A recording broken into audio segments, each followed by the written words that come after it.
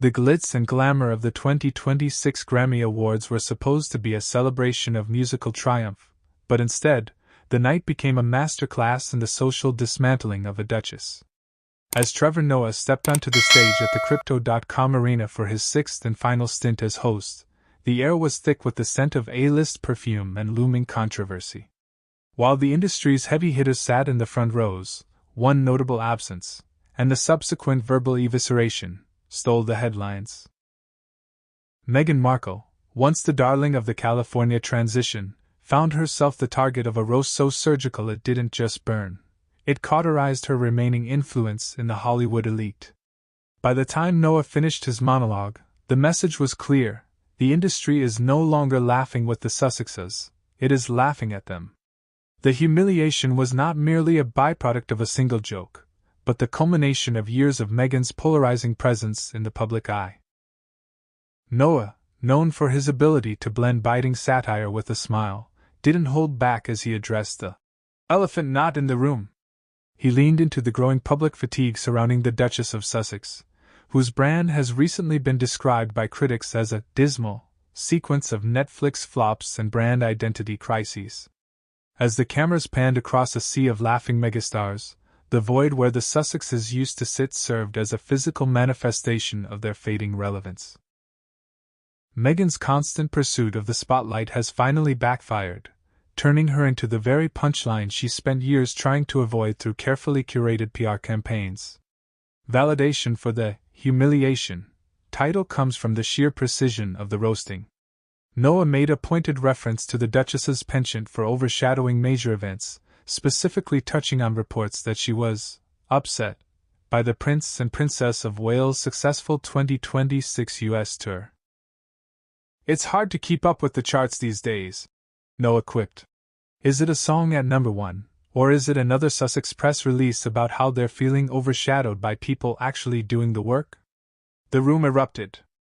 This wasn't just a comedian telling a joke, it was the collective voice of Hollywood acknowledging the exhausting nature of the Markle controversy machine.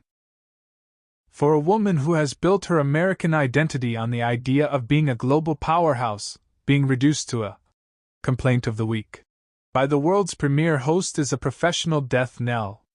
Furthermore, the critique of Meghan as the controversial one is well supported by her recent track record of alienating both the public and the industry.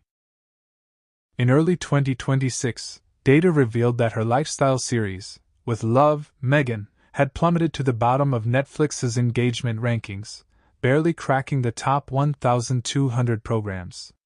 When your authentic brand fails to capture the interest of the very public you claim to champion, you become a liability.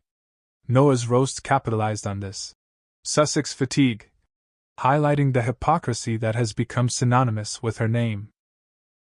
While she continues to preach about privacy, her team reportedly spends more time managing carefully timed paparazzi leaks than actual charitable endeavors.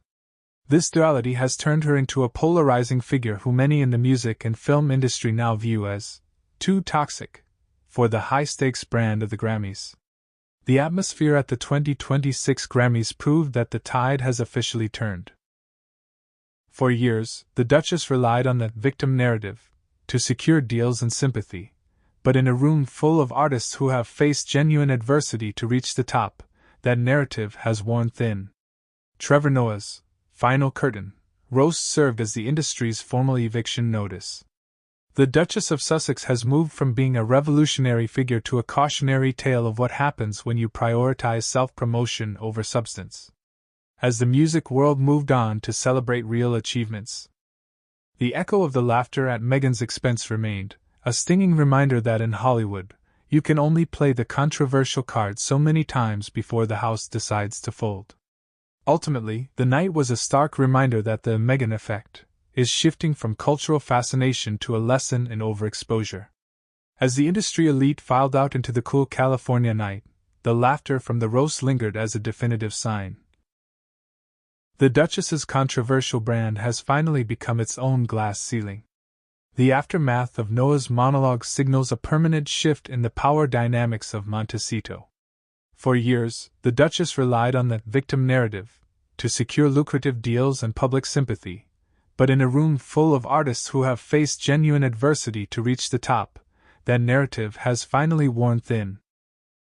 This public roasting effectively stripped away the protective layer of royal mystique, exposing a brand that has become more about the controversy of the messenger than the substance of the message. As the industry elite filed out into the cool California night, the laughter at Meghan's expense lingered as a definitive sign that the Meghan effect is now a liability. Major production houses and global brands, once desperate for a Sussex endorsement, are reportedly reconsidering their ties, fearing that the polarization surrounding the Duchess will alienate broader audiences. By transforming her identity into a series of perpetual grievances, Meghan has inadvertently created a glass ceiling for her own ambition. In the high-stakes world of Hollywood, relevance is the only currency that matters. And as Trevor Noah's roast proved to millions of viewers, the Duchess of Sussex is rapidly running out of change.